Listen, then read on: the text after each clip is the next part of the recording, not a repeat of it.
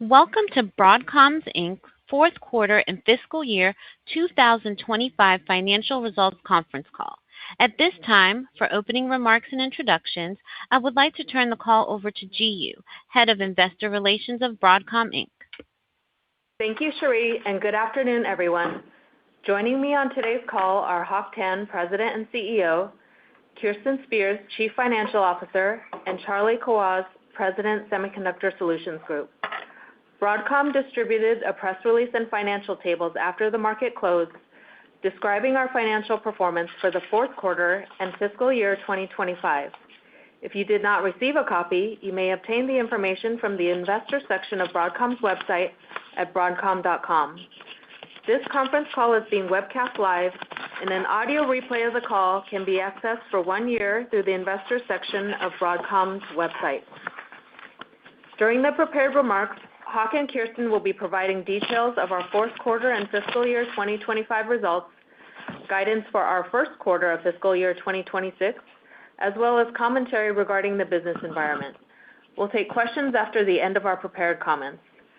Please refer to our press release today and our recent filings with the SEC for information on the specific risk factors that could cause our actual results to differ materially from the forward-looking statements made on this call. In addition to U.S. GAAP reporting, Broadcom reports certain financial measures on a non-GAAP basis. A reconciliation between GAAP and non-GAAP measures is included in the tables attached to today's press release. Comments made during today's call will primarily refer to our non-GAAP financial results. I'll now turn the call over to Hock. Thank you, Ji, and thank you everyone for joining us today. Well, we just ended our Q4 fiscal 25, and before I get into details of that quarter, let me recap the year. In our fiscal 2025, consolidated revenue grew 24% year over year to a record $64 billion, and it's driven by AI semiconductors and VMware. AI revenue grew 65% year over year to $20 billion, driving the semiconductor revenue for this company to a record $37 billion for the year. In our infrastructure software business, strong adoption of VMware Cloud Foundation, or VCF as we call it, drove revenue growth of 26% year on year to $27 billion. In summary, 2025 was another strong year for Broadcom, and we see the spending momentum by our customers in AI continuing to accelerate in 2026. Now let's move on to the results of our fourth quarter 2025. Total revenue was a record $18 billion, up 28% year on year, and above our guidance on better than expected growth in AI semiconductors, as well as infrastructure software. Q4 consolidated adjusted EBITDA was a record $12.12 billion, up 34% year on year. So let me give you more color on our two segments. In semiconductors, revenue was $11.1 billion as year on year growth accelerated to 35%. And this robust growth was driven by the AI semiconductor revenue of $6.5 billion, which was up 74% year on year. And this represents a growth trajectory exceeding 10 times over the 11 quarters we have reported this line of business. Our custom accelerated business more than doubled year over year as we see our customers increase adoption of XPUs, as we call those custom accelerators, in training their LLMs and monetizing their platforms through inferencing APIs and applications. These XPUs, I might add, are not only being used to train and inference internal workloads by our customers. The same XPUs, in some situations, are being extended externally to other LLM peers. Best exemplified at Google, where the TPUs used in creating Gemini are also being used for AI cloud computing by Apple, Cohere, and SSI as a sample. And the scale at which we see this happening could be significant.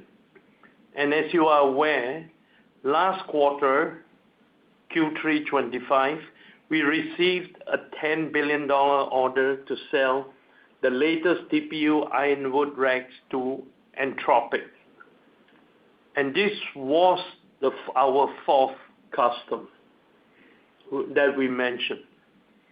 And in this quarter, Q4, we received an additional $11 billion order from this same customer for delivery in late 2026. But that does not mean our other two customers are using TPUs. In fact, they prefer to control their own destiny by continuing to drive their multi-year journey to create their own custom AI accelerators or XPU racks, as we call them. And I'm pleased today to report that during this quarter, we acquired a fifth XPU customer through a $1 billion order placed for delivery in late 2026. Now, moving on to AI networking. Demand here has even been stronger as we see customers build out their data center infrastructure ahead of deploying AI accelerators. Our current order backlog for AI switches exceeds $10 billion as our latest 102 terabit per second Tomahawk 6 switch, the first and only one of its capability out there, continues to book at record rates. And this is just a subset of what we have. We have also secured record orders on DSPs, optical components like lasers, and PCI Express switches to be deployed, all to be deployed in AI data centers. And all these components combined with our XPUs bring our total order on hand in excess of $73 billion today, which is almost half Broadcom's consolidated backlog of $162 billion.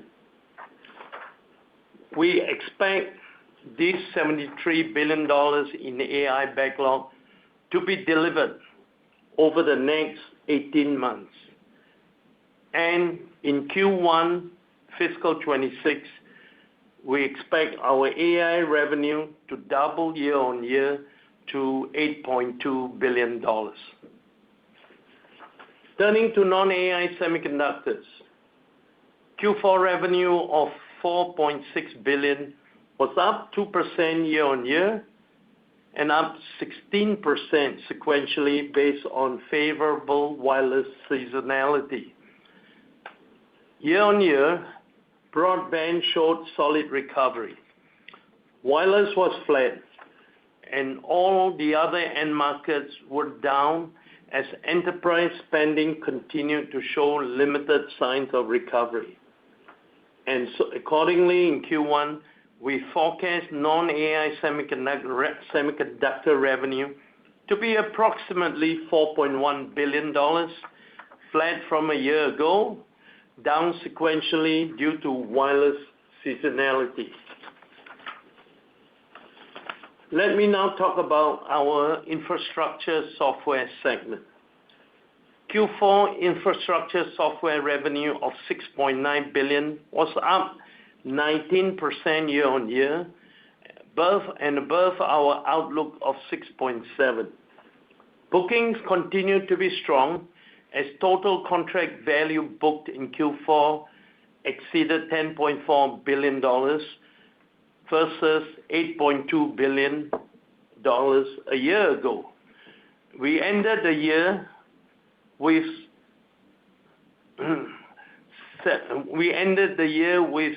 $73 billion of infrastructure software backlog, up from $49 billion a year ago. We expect renewals to be seasonal in Q1 and forecast infrastructure software revenue to be approximately $6.8 billion.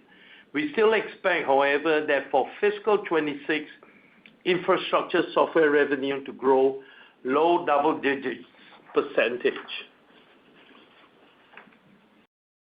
So here's what we see in 2026. Directionally, we expect AI revenue to continue to accelerate and drive most of our growth, and non-AI semiconductor revenue to be stable. Infrastructure software revenue will continue to be driven by VMware growth at low double digits.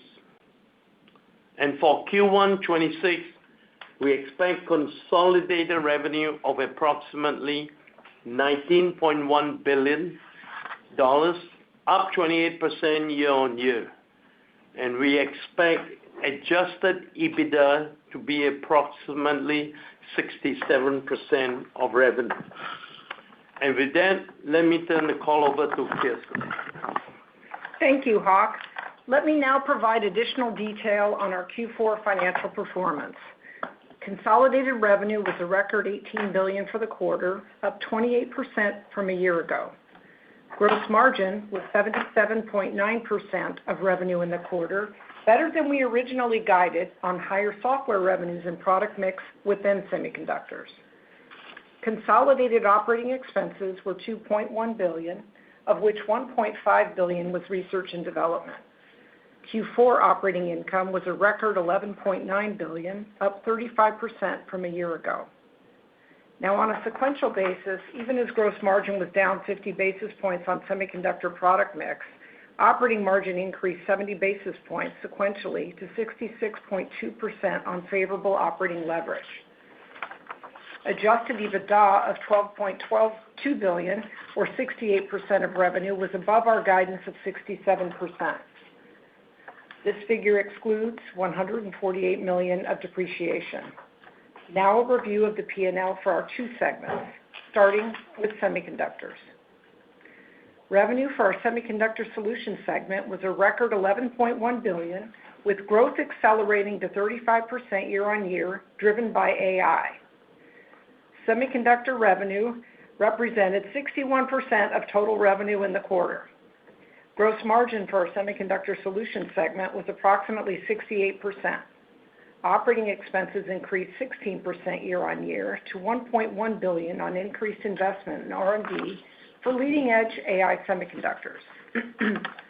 Semiconductor operating margin of 59% was up 250 basis points year-on-year. Now moving to infrastructure software. Revenue for infrastructure software of $6.9 billion was up 19% year-on-year and represented 39% of total revenue. Gross margin for infrastructure software was 93% in the quarter, compared to 91% a year ago. Operating expenses were $1.1 billion in the quarter, resulting in infrastructure software operating margin of 78%. This compares to operating margin of 72% a year ago, reflecting the completion of the integration of VMware. Moving on to cash flow. Free cash flow in the quarter was $7.5 billion and represented 41% of revenue. We spent $237 million on capital expenditures. Day sales outstanding were 36 days in the fourth quarter, compared to 29 days a year ago. We ended the fourth quarter with inventory of $2.3 billion, up 4% sequentially. Our days of inventory on hand were 58 days in Q4, compared to 66 days in Q3, as we continue to remain disciplined on how we manage inventory across the ecosystem. We ended the fourth quarter with $16.2 billion of cash, up $5.5 billion sequentially on strong cash flow generation. The weighted average coupon rate in years to maturity of our gross principal fixed rate debt of $67.1 billion is 4% and 7.2 years, respectively. Turning to capital allocation. In Q4, we paid stockholders $2.8 billion of cash dividends based on a quarterly common stock cash dividend of 59 cents per share. In Q1, we expect the non-GAAP diluted share count to be approximately 4.97 billion shares, excluding the potential impact of any share repurchases. Now let me recap our financial performance for fiscal year 2025. Our revenue hit a record $63.9 billion, with organic growth accelerating to 24% year-on-year. Semiconductor revenue was $36.9 billion, up 22% year-over-year. Infrastructure software revenue was $27 billion, up 26% year-on-year. Fiscal 2025 adjusted EBITDA was $43 billion and represented 67% of revenue. Free cash flow grew 39% year-on-year to $26.9 billion. For fiscal 2025, we returned $17.5 billion of cash to shareholders in the form of $11.1 billion of dividends and $6.4 billion in share repurchases and eliminations. Aligned with our ability to generate increased cash flows in the preceding year, we are announcing an increase in our quarterly common stock cash dividend in Q1 fiscal 2026 to 65 cents per share, an increase of 10% from the prior quarter.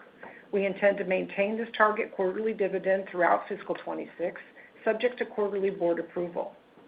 This implies our fiscal 2026 annual common stock dividend to be a record $2.60 per share, an increase of 10% year-on-year. I would like to highlight that this represents the 15th consecutive increase in annual dividends since we initiated dividends in fiscal 2011. The board also approved an extension of our share repurchase program, of which $7.5 billion remains through the end of calendar year 2026. Now moving to guidance. Our guidance for Q1 is for consolidated revenue of $19.1 billion, up 28% year-on-year. We forecast semiconductor revenue of approximately $12.3 billion, up 50% year-on-year. Within this, we expect Q1 AI semiconductor revenue of $8.2 billion, up approximately 100% year-on-year. We expect infrastructure software revenue of approximately $6.8 billion, up 2% year-on-year. For your modeling purposes, we expect Q1 consolidated gross margin to be down approximately 100 basis points sequentially, primarily reflecting a higher mix of AI revenue. As a reminder, consolidated gross margins through the year will be impacted by the revenue mix of infrastructure software and semiconductors, and also product mix within semiconductors. We expect Q1 adjusted EBITDA to be approximately 67%. We expect the non-GAAP tax rate for Q1 and fiscal year 2026 to increase from 14% to approximately 16.5% due to the impact of the global minimum tax and shift in geographic mix of income compared to that of fiscal year 2025. That concludes my prepared remarks. Operator, please open up the call for questions. Thank you. To ask a question, you will need to press star 11 on your telephone. To withdraw your question, press star 11 again. Due to time restraints, we ask that you please limit yourself to one question. Please stand by while we compile the Q&A roster.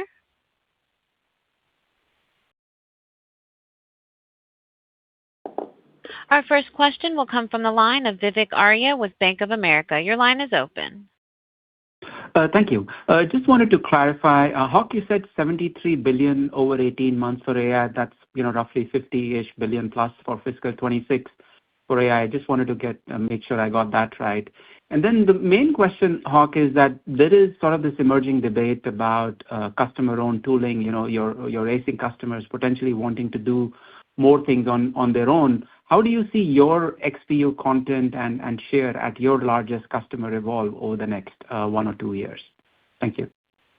Well, to answer your first question, what we said is correct, that as of now, we have $73 billion of backlog in place, secured, of XPU, switches, DSPs, lasers for AI data centers that we anticipate shipping over the next 18 months. And obviously, this is as of now. I mean, we fully expect more bookings to come in over that period of time, and so don't take that 73 as that's the revenue we ship over the next 18 months. We're just saying we have that now, and then the bookings has been accelerating. And frankly, we see that bookings not just in XPUs, but in switches, DSPs, all the other components that go into AI data center. We have never seen bookings of the nature that what we have seen over the past 3 months, particularly with respect to Tomahawk 6 switches. This is one of the fastest growing products in terms of deployment that we ever seen of any switch product that we put out there.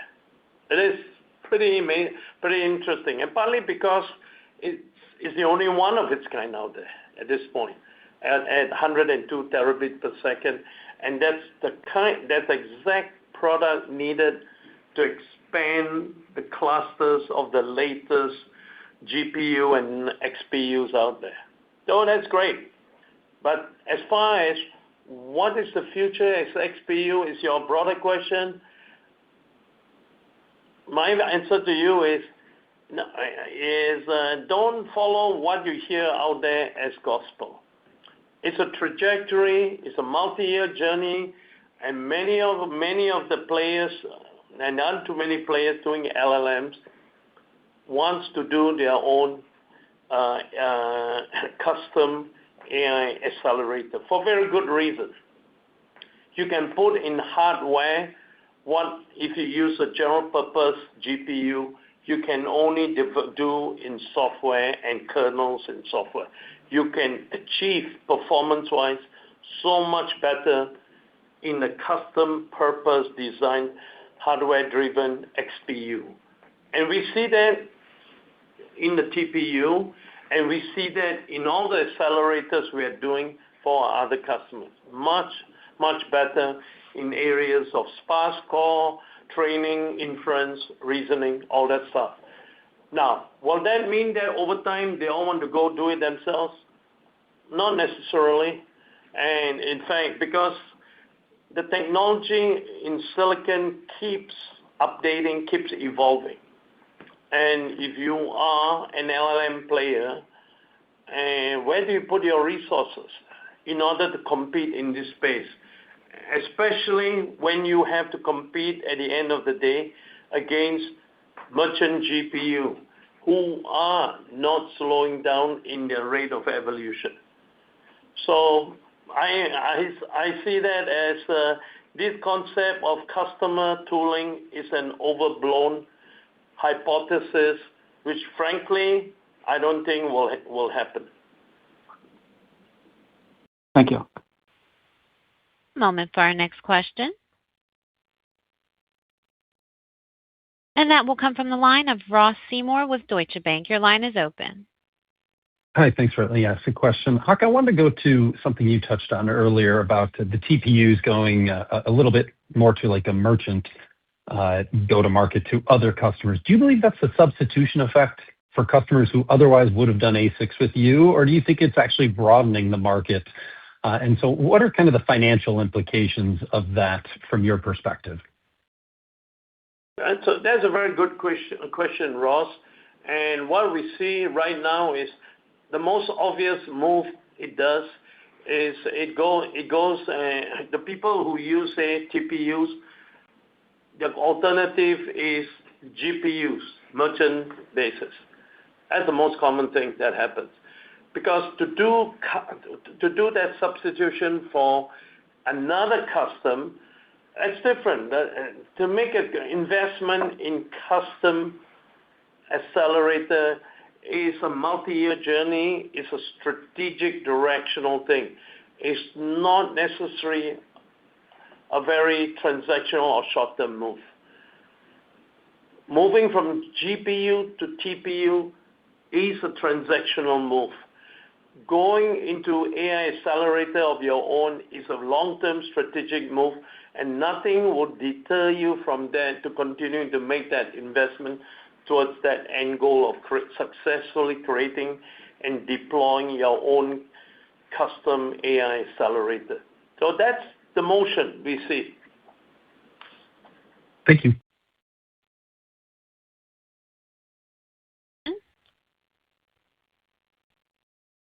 And that will come from the line of Harlan Sur with JP Morgan. Yeah, good afternoon. Thanks for taking my question, and congratulations on the strong results, guidance, and execution. Hock, again, I just want to sort of verify this, right? So you talked about total AI backlog of $73 billion over the next 6 quarters, right? This is just a snapshot of your order book, like right now. But given your lead times, I think customers can and still will place orders for AI in quarters 4, 5, and 6. So as time moves forward, that backlog number for more shipments in second half of 2026 will probably still go up, right? Is that the correct interpretation? And then, given the strong and growing backlog, right, the question is, does the team have 3 nanometer, 2 nanometer wafer supply, CoWoS, substrate, HBM supply commitments to support all of the demand in your order book? And I know one of the areas where you are trying to mitigate this is in advanced packaging, right? You're bringing up your Singapore facility. Can you guys just remind us what part of the advanced packaging process the team is focusing on with the Singapore facility? Thanks. Thanks. Well, to answer your first simpler question, you're right. You can say that $73 billion is the backlog we have today to ship over the next 6 quarters.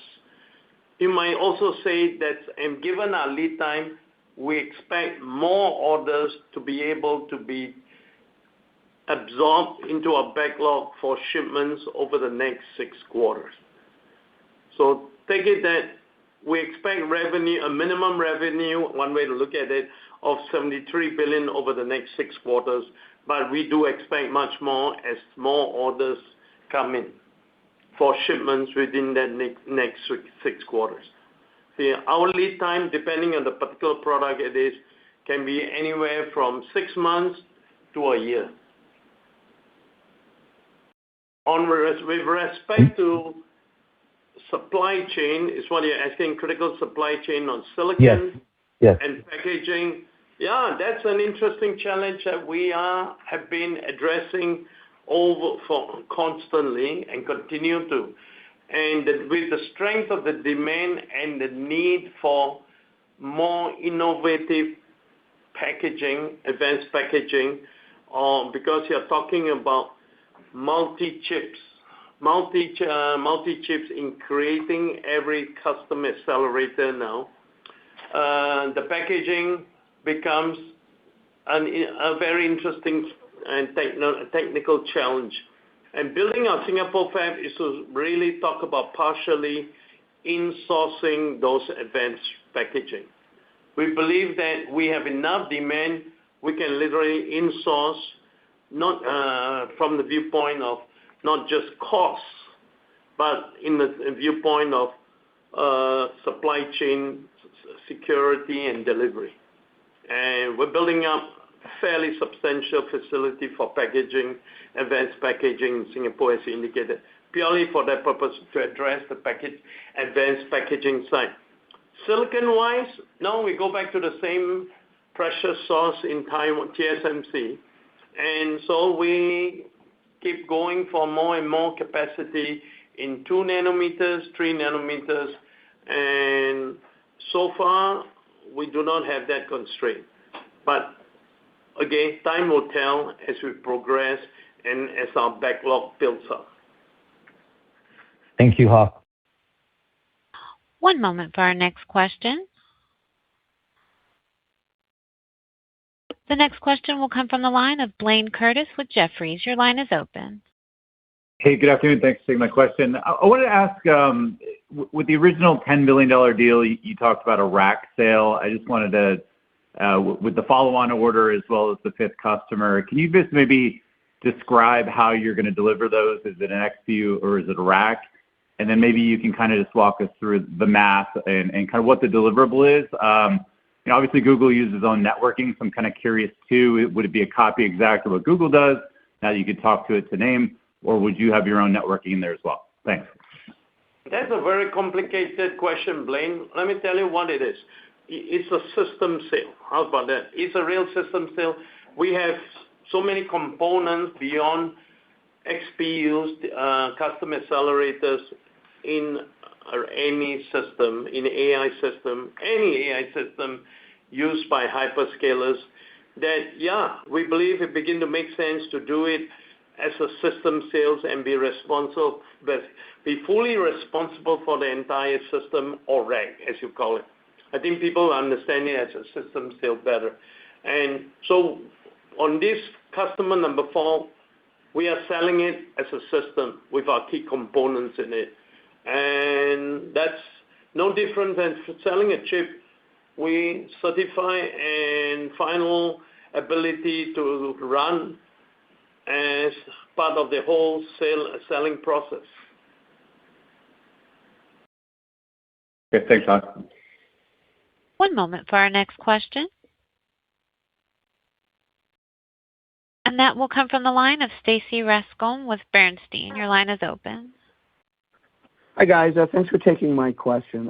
I wanted to touch on gross margins, and maybe it feeds into a little bit the prior question. So I understand why the AI business is somewhat diluted to gross margins. We have the HBM pass-through, and then presumably with the system sales, that will be more diluted. And you've hinted at this in the past, but I was wondering if you could be a little more explicit.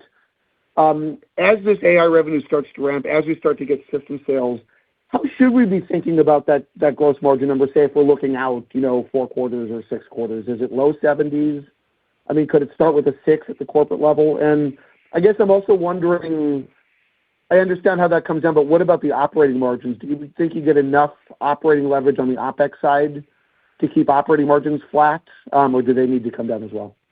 I'll let Kirsten give you the details, but enough for me to broadly, high level, explain to you, Stacy. Good question. Phenomenal. You don't see that impacting us right now, and we have already started that process of some system sales. You don't see that in our numbers, but it will.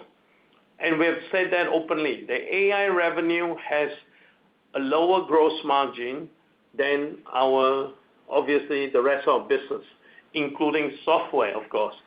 But we expect the rate of growth as we do more and more AI revenue to be so much that we get the operating leverage on our operating spending, that operating margin will deliver dollars that are still a high level of growth from what it has been. So we expect operating leverage to benefit us at the operating margin level, even as gross margin will start to deteriorate. High level.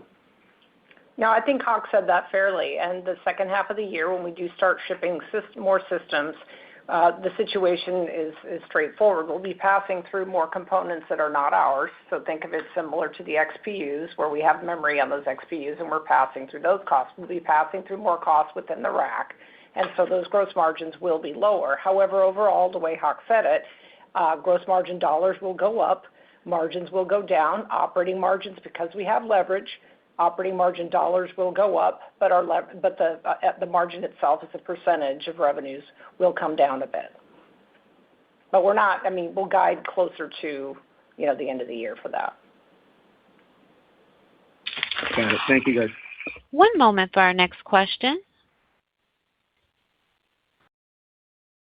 That will come from the line of Jim Schneider with Goldman Sachs. Your line is open.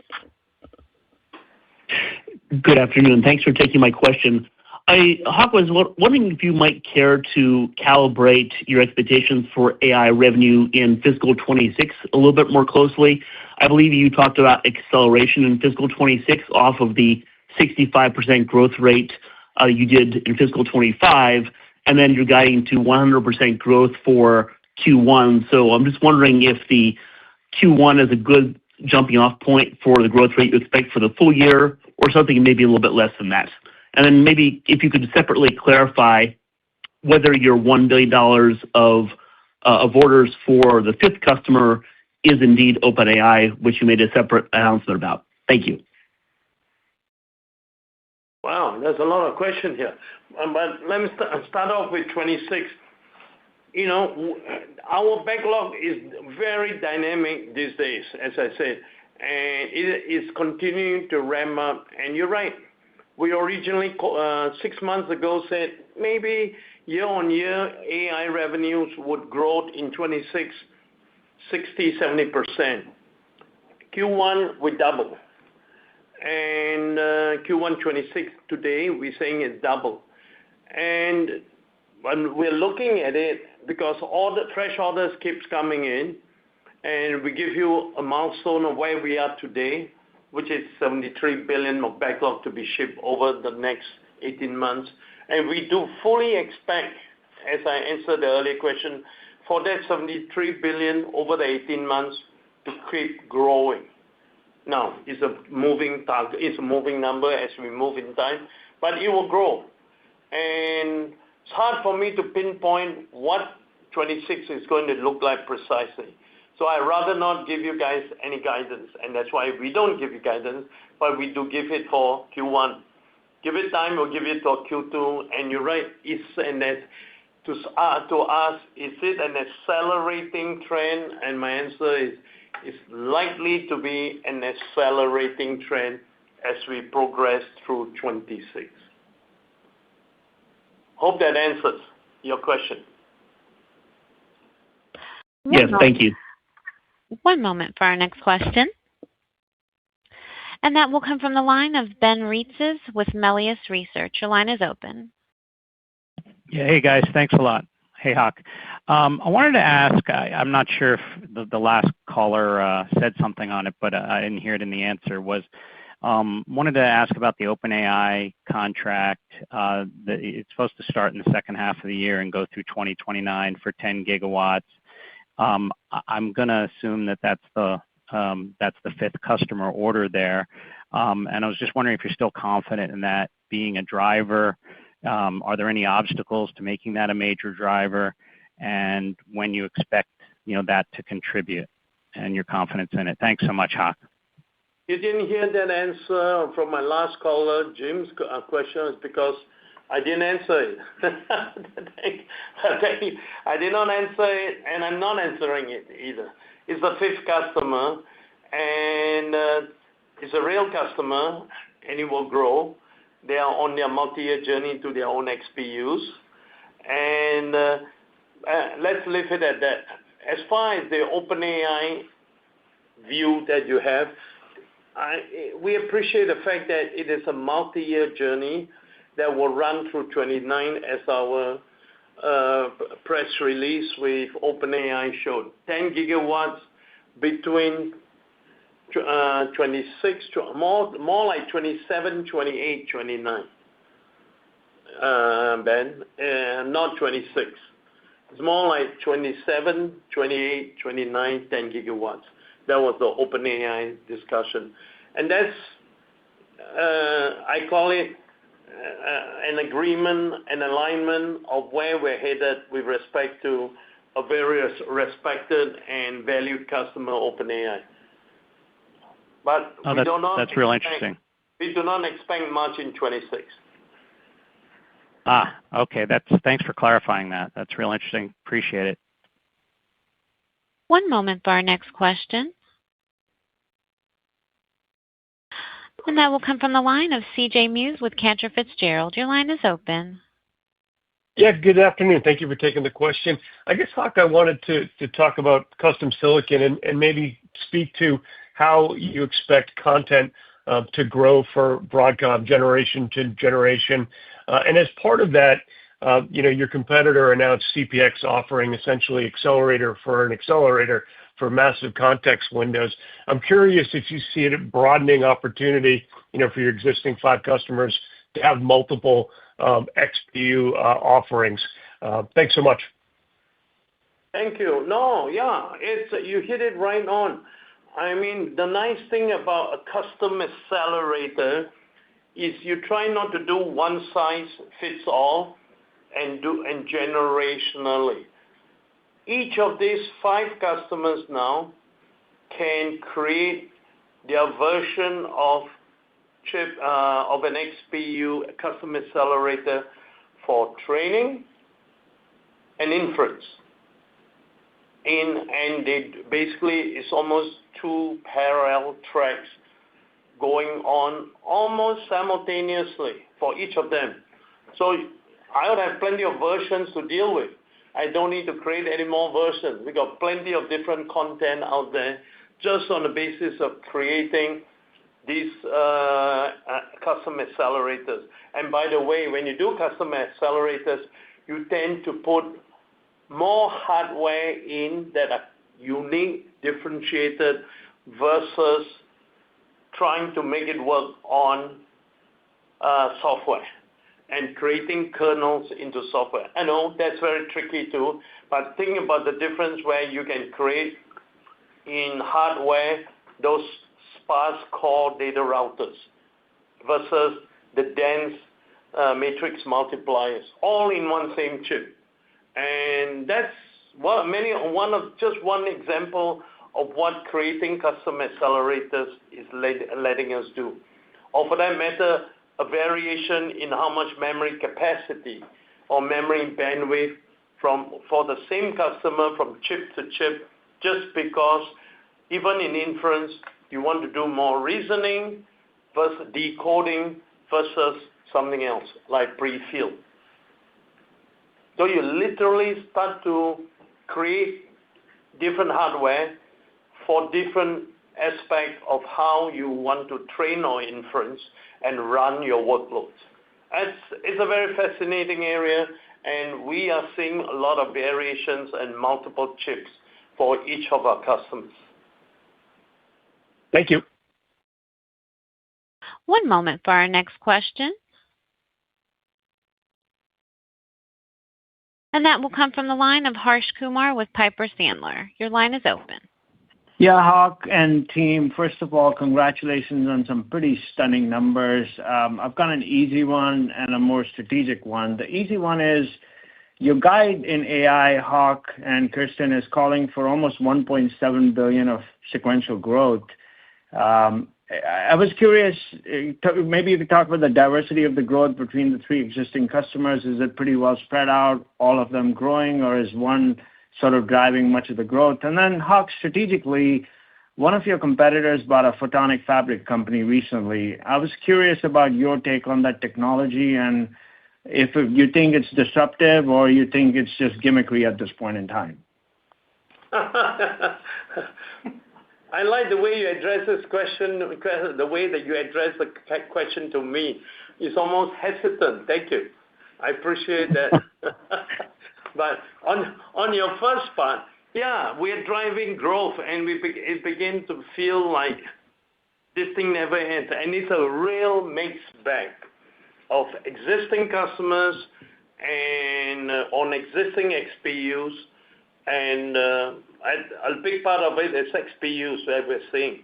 And that's not to slow down the fact that, as I indicated in my remarks and commented on, the demand for switches, not just among 6, among 5 switches, the demand for our latest 1.6 terabit per second DSPs that enables optical interconnects for scale out, particularly.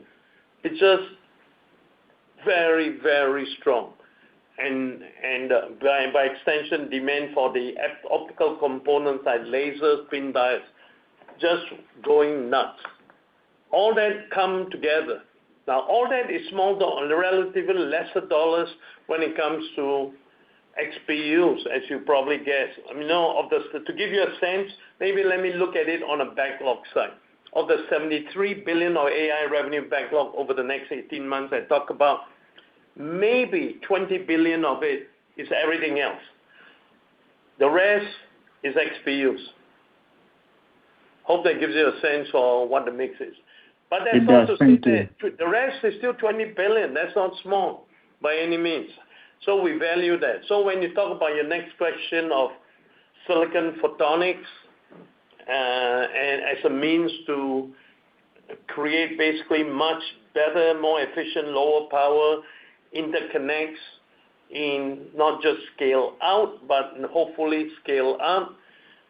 Yeah, I could see a point in time in the future when silicon photonics matters as the only way to do it.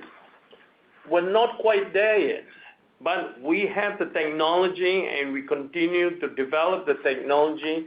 And even as each time we develop it first for 400 gigabit bandwidth, going on to 800 gigabit bandwidth, not ready for it yet. Now, and even with the product, and we now are doing it for 1.6 terabit bandwidth to create silicon photonics switches, silicon photonics interconnects. Not even sure it will get fully deployed because, engineers, our peers, and the peers we have out there will somehow try to find a way to still try to do scale up within a rack in copper as long as possible and in scale out in, pluggable optics. The final straw is when you can't do it well in pluggable optics, and of course, when you can't do it even in copper, then you're right, you go to silicon photonics. And it will happen, and we're ready for it. Just saying, not anytime soon. Thank you, Hock. One moment for our next question. That will come from the line of Karl Ackerman with BNP Paribas. Your line is open. Yes, thank you. Hock, could you speak to the supply chain resiliency and visibility you have with your key material suppliers, particularly CoWoS, as you not only support your existing customer programs, but the two new custom compute processors that you announced inter-quarter? I guess what I'm getting at is you also happen to address the very large subset of networking and compute AI supply chains. You talked about record backlog. If you were to pinpoint some of the bottlenecks that you have, the areas that you're aiming to address and mitigate some supply chain bottlenecks, what would they be, and how do you see that ameliorating into 26? Thank you. It's across the board, typically. I mean, we are very fortunate in some ways that we have the product technology and the operating business lines to create multiple key leading-edge components that enables today's state-of-the-art AI data centers. I mean, our DSP, as I said earlier, is now at 1.6 terabit per second. That's the leading edge connectivity for bandwidth for the top of the heap XPU and even GPU, and we intend to be that way. And we have the lasers, EMLs, VCSELs, CW with lasers that goes with it. So it's fortunate that we have all this and the key active components that go with it. And we see it very early, and we expand the capacity as we do the design to match it. And this is a long answer to what I'm trying to get at, which is, I think we are of any of these data center suppliers of the system racks, not counting the power shell and all that. Now that starts to get beyond us on the power shell and the transformers and the gas turbines. If you just look at the racks, the systems on AI, we probably have a good handle on where the bottlenecks are, because sometimes we are part of the bottlenecks, which we then work to get to resolve. So we feel pretty good about that through 2026. Thank you. One moment for our next question. That will come from the line of Christopher Rolland with Susquehanna. Your line is open. Hi, thanks for the question. Just first a clarification and then my question. And sorry to come back to this issue, but if I understand you correctly, Hock, I think you were saying that OpenAI would be a general agreement, so it's not binding, maybe similar to the agreements with both NVIDIA and AMD. And then secondly, you talked about flat non-AI semiconductor revenue. Maybe what's going on there, is there still an inventory overhang, and what do we need to get that going again? Do you see growth eventually in that business? Thank you. Well, on the non-AI semiconductor, we see broadband literally recovering very well. And we don't see the others. No, we see stability. We don't see a sharp recovery that is sustainable yet. So I guess given a couple more quarters, but we don't see any further deterioration in demand. And it's more, I think maybe the AI is sucking the oxygen a lot out of enterprise spending elsewhere and hyperscaler spending elsewhere. We don't see it getting any worse. We don't see it recovering very quickly, with the exception of broadband. That's a simple summary of non-AI. With respect to OpenAI, no, without diving into deep, I'm just telling you what that 10 gigawatt announcement is all about. Separately, the journey with them on the custom accelerator progresses at a very advanced stage and will happen very, very quickly. And it will have a committed element to this whole thing. And that won't. But what I was articulating earlier was the 10 gigawatt announcement. And that 10 gigawatt announcement is an agreement to be aligned on developing 10 gigawatts for OpenAI over 27 to 29 time frame. That's it. That's different from the XPU program we're developing with them. I see. Thank you very much.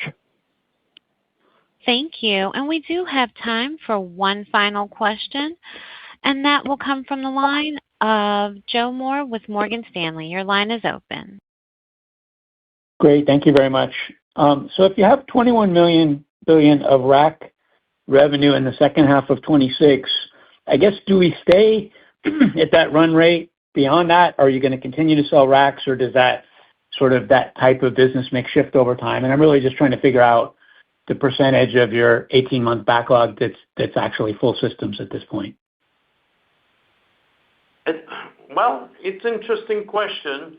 And that question basically comes to how much compute capacity is needed by our customers over the next, as I say, over the period beyond 18 months. And your guess is probably as good as mine based on what we all know out there, which is really what it relates to. But if they need more, then you see that continuing even larger. If they don't need it, then probably it won't.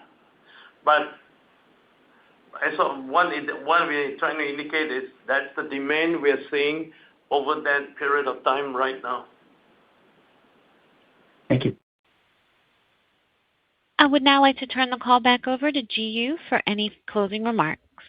Thank you, operator. This quarter, Broadcom will be presenting at the New Street Research Virtual AI Big Ideas Conference on Monday, December 15th, 2025. Broadcom currently plans to report its earnings for the first quarter of fiscal year 2026 after close of market on Wednesday, March 4th, 2026. A public webcast of Broadcom's earnings conference call will follow at 2 p.m. Pacific. That will conclude our earnings call today. Thank you all for joining. Operator, you may end the call. This concludes today's program. Thank you all for participating. You may now disconnect.